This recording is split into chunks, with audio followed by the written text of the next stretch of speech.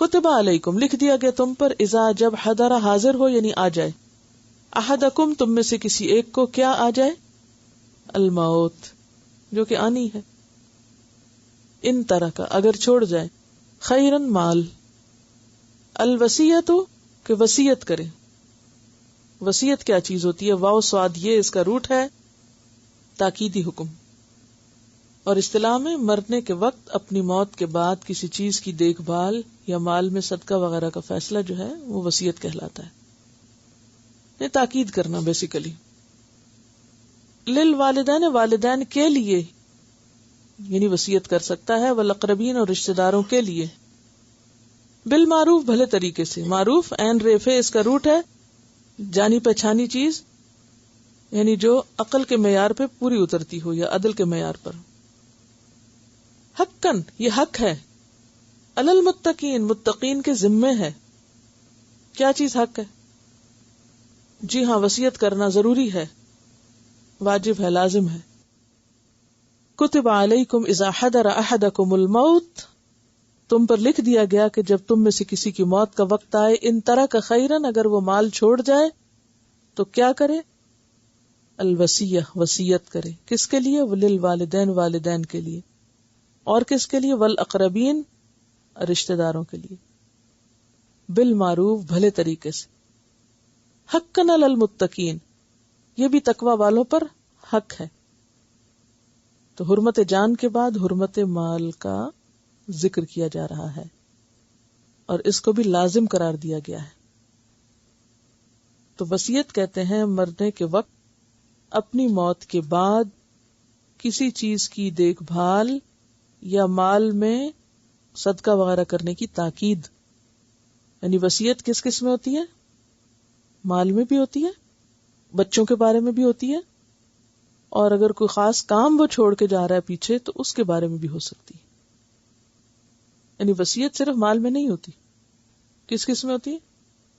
مال میں ہوتی ہے، اولاد کے بارے میں بھی ہوتی ہے، کوئی اور خاص کام، ذمہ داری، کاروبار کچھ چھوڑ کے جا رہا ہے تو اس میں بھی ہو سکتی. ایک تو کہ ہمیں موت کا نہیں پتا، لیکن اگر ہم سمجھتے ہیں کہ ہمیں اپنی زندگی کے بعد کسی کو کسی خاص کام کی ذمہ داری دینی ہے تو وہ ابھی سے ہی کر لیں. دوسرا یہ کہ ایک شخص ایسا بیمار ہوا ہے کہ اس کو موت کا اندیشہ ہے، اس کو بچنے کی کوئی امید نہیں، اور اس کو اپنے چھوٹے بچوں کا فکر ہے یا اپنے مال کا فکر ہے یا کسی بھی چیز کا، تو اس وقت بھی وہ وصیت کر سکتا ہے. ٹھیک ہے، نہ وصیت کرے تو نہ کرے، لیکن حدیث میں آتا ہے جو مسلمان وصیت کرنا چاہتا ہے تو 2 راتیں بھی ایسی نہ گزارے کہ اس کے پاس اس کی لکھی ہوئی وصیت نہ موجود. مثلا عام لوگ، ان کو پتا ہے اتنا میرا مال ہے، اتنے بچے ہیں، میں مر گیا تو میرا مال میرے بچے جو ہے وہ تقسیم کر لیں، کوئی جھگڑا نہیں، کوئی مسئلہ نہیں، کوئی اور لین دین نہیں، یا مختصر سا ہے. تو ضروری نہیں کہ وصیت کرے، بچے بھی اپنا کما رہے ہیں، کھا رہے ہیں، کوئی ایسا اس نے زندگی میں کام نہیں کیا کہ جو کسی اور کو سمجھانا ہے، دینا ہے، بس ٹھیک ہے، نہ کرے. لیکن جس کے پاس کوئی وصیت کے لائق چیز ہے، یعنی وصیت کیا ہے دراصل؟ اپنے مرنے کے بعد مال یا اولاد یا کسی چیز کے بارے میں کسی کو تلقین یا تاکید کے اس کا خیال رکھنا، اس کے ساتھ ایسا معاملہ کرنا، یہ وصیت کہلاتی. ٹھیک ہے، اور یہ جو وصیت کا حکم ہے یہ بھی اللہ کی بڑی رحمت ہے. اس میں آپ دیکھیں، ایک وصیت کرنے والا ہوتا ہے، ایک وہ جسے وصیت کی جا رہی. کرنے والا تو ایک ہی ہوتا ہے، اور جس کو کی جا رہی ہے وہ ایک سے زائد بھی ہو سکتے ہیں. وہ رشتہ دار بھی ہو سکتے ہیں، وہ وارث بھی ہو سکتے ہیں، وہ غیر بھی ہو سکتے ہیں، کوئی ریلائبل پرسن.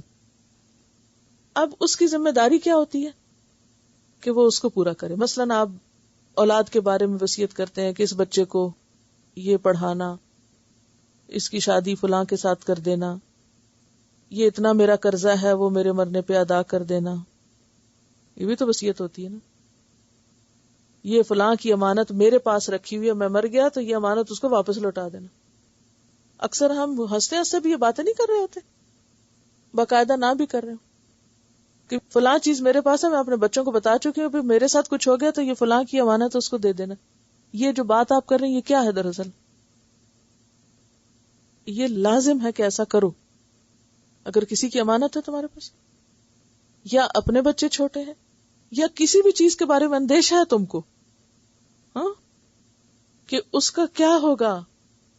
مثلا آپ سوچتے ہیں، بیٹھے بیٹھے فکر آتی ہے آپ کو، میں مر گئی تو فلاں چیز کا کیا ہوگا، تو پھر کیا کرنا چاہیے؟ موت کا انتظار، کہ پھر وہ آنے لگے گی پھر میں اسے بیٹھ کے کچھ لکھ لوں گی؟ نہیں، پھر ابھی سے لکھ رکھو. جس چیز کے بارے میں فکر مند ہو پھر ابھی سے ہی تیاری کر لو. ہاں، اگر آپ نے وصیت لکھی تھی 10 سال پہلے، اب حالات بدل گئے، آپ ایسی بیماری میں تھے جو مرنے والے تھے اور پھر اللہ نے آپ کو اس سے نکال لیا، بچ گئے آپ، اب آپ وصیت تبدیل کرنا چاہتے ہیں، ہاں لے لیں واپس کاغذ، تبدیل کر لیں، اس کی اجازت ہے. ٹھیک ہے. ایک اور بات یاد رکھیں، وصیت وارثوں کے لیے نہیں ہوتی. یہ ابتدائی حکم ہے نا، اس کے بعد قانون وراثت آ گیا. وارثوں کے لیے وصیت نہیں ہوگی. اب والدین کے لیے وصیت یہ تو ہو سکتی ہے کہ بھی فلاں ان کا خیال رکھے، لیکن مال میں سے نہیں ہوگی. ٹھیک ہے. تو یہاں جو آیت بتا رہی ہے وہ مال کی طرف اشارہ ہے. اس سے ایک اور بات پتہ چلتی ہے، اور وہ یہ ہے کہ مال چھوڑ کے مرنا کوئی برا نہیں ہے. حدیث میں بھی آتا ہے، بخاری کی روایت ہے کہ اگر تم اپنے وارثوں کو غنی چھوڑو، غنی چھوڑو کا کیا مطلب ہے؟ مالدار چھوڑو، یہ زیادہ اچھا ہے اس سے کہ تم ان کو فقیر چھوڑو اور وہ لوگوں کے سامنے ہاتھ پھیلاتے پھرے. یعنی تمہارے بچے کنگال ہو کے دوسروں کے آگے ہاتھ پھیلائیں، یہ کوئی اچھی بات نہیں. تو بہتر یہ ہے کہ ان کا کچھ بندوبست کر کے مرو. اب اس کی بھی ایک لمٹ ہونی چاہیے. یہ نہیں کہ انسان آت المال علی حبی ذوی القربی والیتامی سب چھوڑ کے صرف اپنے بچوں کے لیے ہر چیز بناتا رہے. پھر اسی طرح یہ ہے کہ وصیت کی امپلیمنٹیشن جو ہے اس سے بھی متعلق کچھ چیزیں ہیں. ایک تو یہ کہ جیسی کی گئی وصیت ویسی کرنا چاہیے. ہاں، اگر اس کی امپلیمنٹیشن میں کسی دوسرے کے ساتھ زیادتی ہو رہی ہے یا جس کے بارے میں وصیت کی گئی وہ مانتا ہی نہیں، تو میوچل انڈرسٹینڈنگ سے اسے تبدیل کیا جا سکتا ہے بعد میں بھی. مثلا دادا نے کہا میری پوتی کا رشتہ فلاں کے ساتھ کر دینا.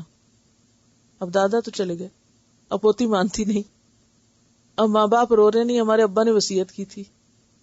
تو اب کیا ہو؟ اب وہ حالات کو سامنے رکھ کے اگر کسی پہ ظلم اور زیادتی ہو تو اس کو تبدیل کیا جا سکتا ہے. ٹھیک ہے. یعنی کسی پر ظلم نہ ہو وصیت کی امپلیمنٹیشن میں. اگر بچی کے حق پر ظلم ہو رہا ہے تو پھر وصیت پوری کرنا ضروری نہیں. مثلا کوئی وصیت کر دے کہ میں مروں تو مجھے یہاں نہ دفن کرنا، پاکستان لے جانا. اب جائیداد تو آپ نے اتنی چھوڑی نہیں کہ آپ کفن دفن کا خرچہ پھر اٹھا کے کوئی آپ کو لے جائے وہاں آپ کی لاش کو. اب جس کو وصیت ہوئی وہ بیچارہ پریشان ہے. اب وہ صدقہ خیرات کٹھی کر رہا ہے کہ میرے اوپر تو بڑا بوجھ ہے، مجھے تو وصیت ہوئی تھی کہ اس کو وہاں دفنانا، لے جا کے مری ہوئی لاش کو اٹھا کے وہاں دبانا، لہٰذا اب پیسہ دو سب. یہ تو بالکل کوئی نان سینس والی بات بنتی. تو ایسی وصیتیں کہ جس سے دوسروں کا حق مارا جاتا ہو، یہ کسی کے لیے باعث عذاب بن جائے وہ وصیت پوری کرنا، یا وہ اس نے ایسی وصیت کر دی کہ جو اسلام کے خلاف ہے، تو اس کو پھر تبدیل بھی کیا جا سکتا ہے. لیکن بنیادی طور پر وصیت کو پورا کرنا ہوگا. کتب علیکم اذا حضر احدکم الموت ان ترک خیرا، اگر مال چھوڑے، الوصیۃ للوالدین. یہ کب کے لیے حکم تھا؟ جب ورثے کا قانون نہیں تھا. اب کیا حکم ہے کہ وارث کے لیے وصیت نہیں، مال کے علاوہ ہو سکتی ہے، مال میں نہیں ہو سکتی. والاقربین، اور رشتہ داروں کے لیے بالمعروف، بھلے طریقے سے. کیونکہ پتہ کیا اصل میں کس کانٹیکس میں آیت نازل ہوئی؟ عربوں کے ہاں ایک رواج تھا کہ بعض اوقات اپنا سارا مال کسی دوست کو دے جاتے تھے، وصیت ان کے لیے کر جاتے تھے، اور رشتہ داروں کے لیے کچھ نہیں چھوڑتے تھے. اسی لیے آگے جا کے آپ پڑھیں گے کہ وَأُولُو الْأَرْحَامِ بَعْضُهُمْ أَوْلَىٰ بِبَعْضٍ فِي كِتَابِ اللَّهِ، کہ رشتہ داروں کا حق اللہ کی کتاب میں زیادہ ہے. اگر تم اپنے حلیفوں کے ساتھ اچھا معاملہ کرنا چاہتے ہو تو 1/3 میں سے کر سکتے ہو. اور یہ بھی یاد رہے کہ وصیت اب ہمیں صرف سارے مال میں سے نہیں، 1/3 میں کرنے کی اجازت ہے، صرف تہائی مال میں. ٹھیک ہے، اور وہ بھی جائز کاموں میں. تو اس رواج اور رسم کو توڑا جا رہا ہے کہ تم یہ نہیں کر سکتے کہ تمہاری کسی سے بہت دوستی تھی اور اس کے تم پر احسان تھے، تمہارے اس پر تھے، لہذا تم نے اپنا سارا مال اس کے نام لگا دیا. آپ نے سنا ہوگا کہ کتے کے نام پہ یا فلاں ادارے کے نام پہ یا فلاں کے نام پہ سارا مال چھوڑ دیا، اور اپنے بچے جو ہیں وہ بھیک مانگ رہے ہیں.